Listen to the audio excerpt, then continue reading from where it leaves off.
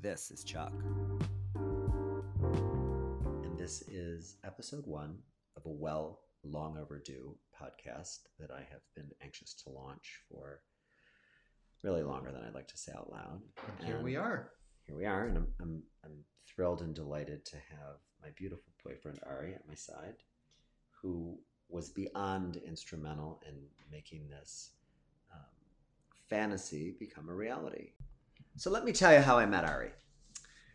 I was in Boston visiting my friend Dawn. I just had a Sophia from Golden Girls moment. Picture it. Exactly. Boston, April 2019. April 2019. I'm in Boston visiting my dear friend Dawn, who you will all meet and know Dawn as this journey continues. And Arieh was in Boston celebrating the bat mitzvah of a very, very dear childhood friend's daughter. And we met on Don't tell people. one of the apps, we'll leave it at that, and tried for 3 days to get together, and both with busy schedules, because, you know, I'm traveling from Philadelphia and he's traveling from California. It may have been Christian Mingle.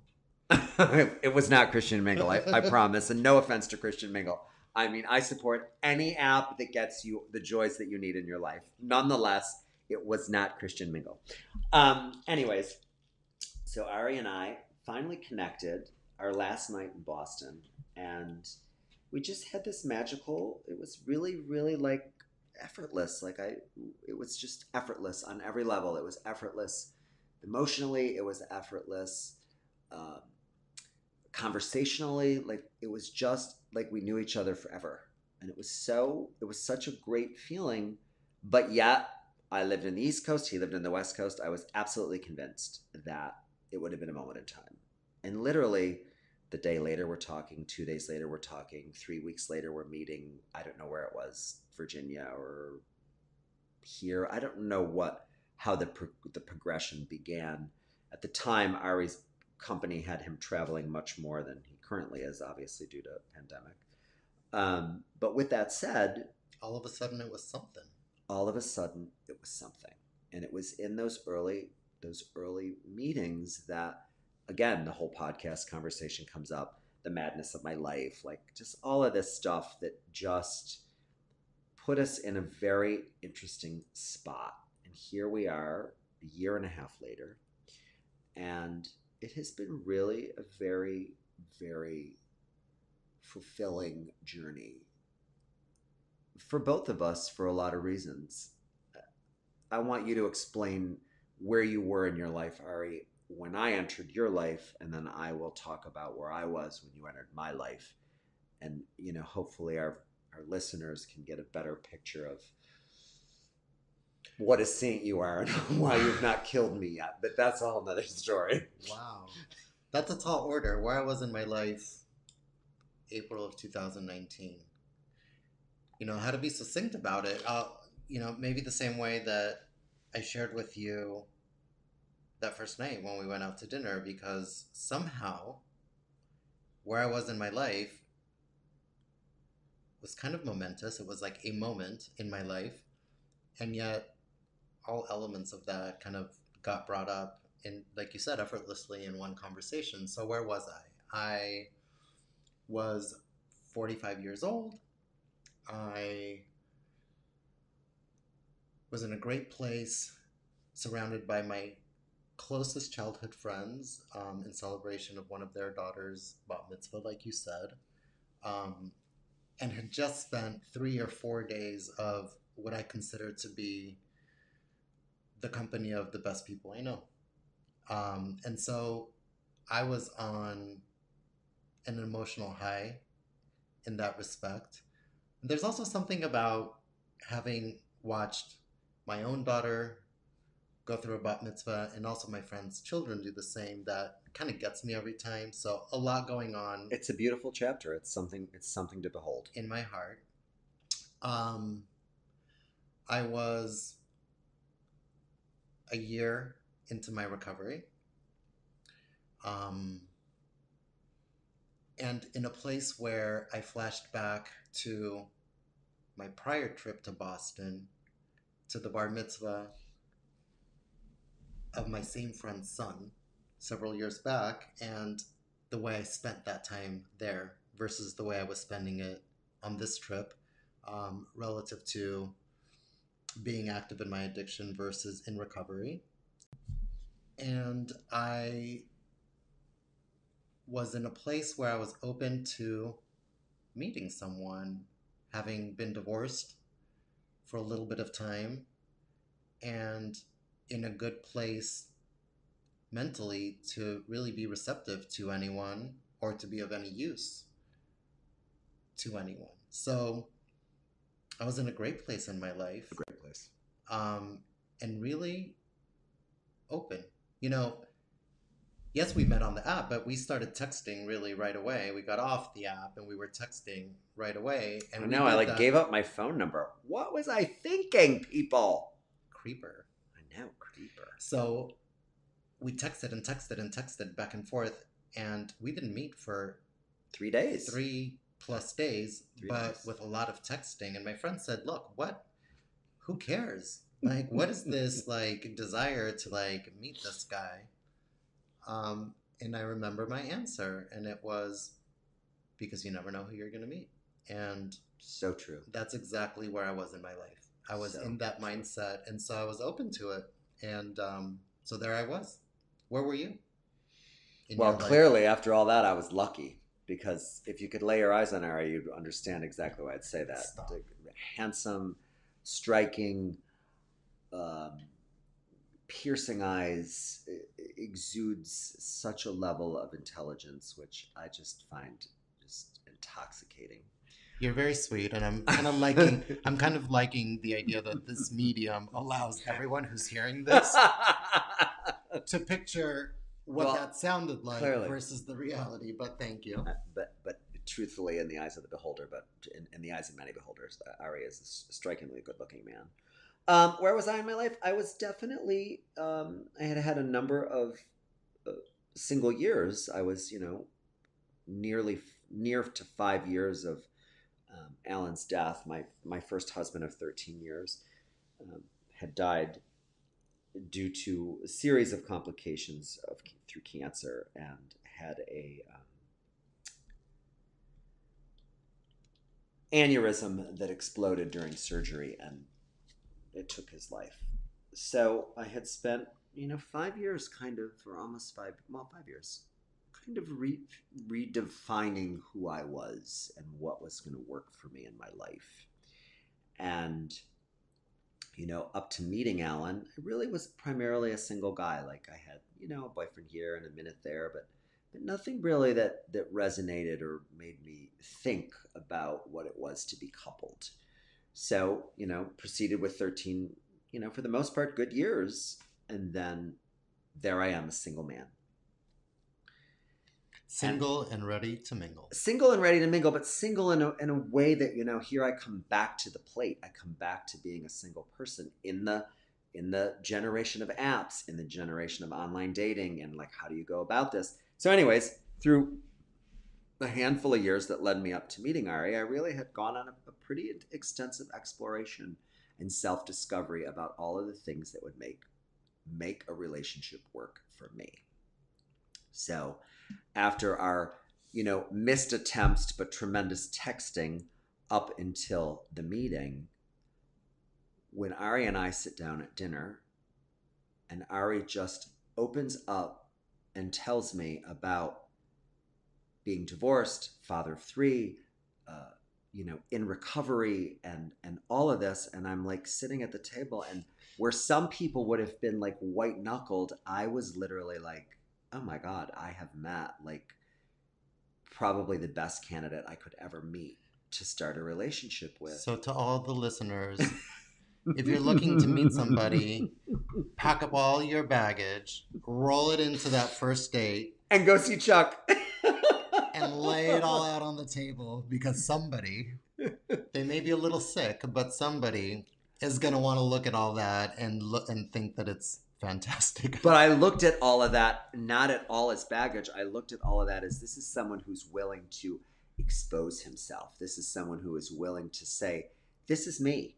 This is my shit. This is what comes with me.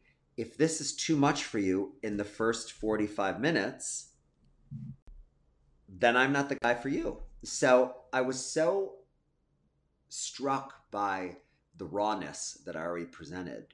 And I was that person. You know, I was not that person the day that Alan died, or I was not that person 3 months after Alan died. But I would say 6 months after Alan died, I was like, balls to the wall. Here's all the facts.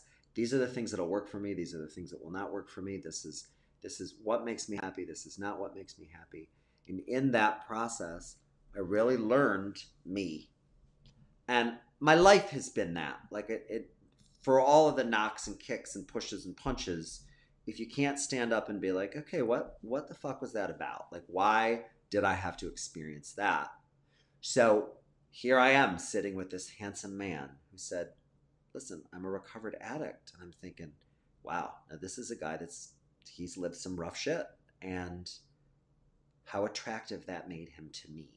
Because in his wholeness, he could talk about it. It was nothing that involved shame or uncomfortableness or secretiveness. It was like, here it is. Here are the facts.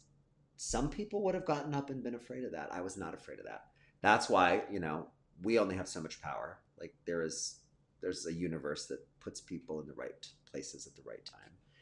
And here we are. So here we are. Here we are. And here I am sitting with my very first boyfriend. I know, right? It's crazy. I'm the lucky one, though. It's always good to be the first boyfriend. Crazy times. Okay, so in the spirit of lessons, because you've talked a lot about lessons, as we were talking, I thought that maybe I could ask you 3 questions related to lessons as a way to wrap up this segment. And maybe that would spark a little bit of an idea around how you could close future segments with people with whom you've had conversations or dialogues or whatever. So here's my 3 lesson-related questions. Shoot. What is the biggest lesson that you have learned from the pandemic so far? That the absence of physical contact, whether it be, your friends, whoever in your home, is certainly far more manageable because of the technological world that we live in. And I was learning that lesson up to the pandemic because I had been in a relationship with Arieh across the country. So much of our daily conversations are either WhatsApp or FaceTime or whatever. So we see each other every day. We start each other's day together. We end each other's day together. But we're physically not together, but we have the visual component of that. And I think in the pandemic, I never really felt isolated because of that. And it made me think, at some point in my life, I could live overseas, or I could live in a far-flung corner of the world, and I would not feel at all removed from the people that fill my cup. Okay. Question number 2. As you wrap up your first episode, what is the lesson that you extract from that tonight? What do you take away from this process tonight? I'm not necessarily sure that it would be an exact lesson tonight. I think that here we are more in a learning curve. So I don't know that I know the lesson of what this podcasting experience will bring me. What I do know is that it leaves me excited. It leaves me challenged. It leaves me wanting to say more, wanting to hear more, wanting to share more. So I think it puts me in a place where I feel very content that I'm finally doing something I should have been doing. And my third question, what is your earliest memory of having learned your lesson, where you were told different and you just had to do it your way, and then you learned your lesson? Oh my. I need to think about that one. Give me a second. Did I stump you with that? You didn't stump me, but I think the question is asked in a way that it's not a lesson that I learned in a sense that had I done it the other way, would it have been better? I think the first lesson that I learned that was intense, I was probably 5 years old. We lived the new house that my parents built when I was a child, and how our property lines separated us. The kids that lived really property line touching us went to a different school. So as a little kid, my group of friends, my brother, his sister, my brother, my sister, their older friends, we would all walk to this little corner store. But on the other side of the street, a group of kids would also walk to the same little store, but we didn't know those kids. They didn't go to our school. And there was a little boy in that group of kids. And I can remember so innocently saying to all of these older kids, well, he's the prettiest little boy I ever saw in my life. Like, literally, I looked at this little blonde boy and thought how beautiful he was. And so innocently, I was being, affectionate and forthright about his appearance. And from that point forward, I was ridiculed about being a gay boy. Like, what a sissy. Like, why would you say that? So I think the lesson was, did I need to, should I have not said that? Should I have been secret? And the life lesson was that was virtually impossible for me. Even at 5 years old, I could not contain myself from saying what was truthful. I know no other way. I have spent 53 years putting whatever emotion I have, whatever argument I have, whatever congratulatory conversation I have, whatever it may be, it always comes from the most honest part of my existence. I know nothing else. So the lesson there was, although I thought I did something wrong at the time, reflecting back, I did nothing other than be me. And that's really all any of us can be. All any of us can be is just who we are. So I want to say, one, thank you, Ari, for the questions. Two, thank you, Ari, for the equipment. Three, thank you all for listening to this first babbling brook of This Is Chuck. Until we meet again, good night.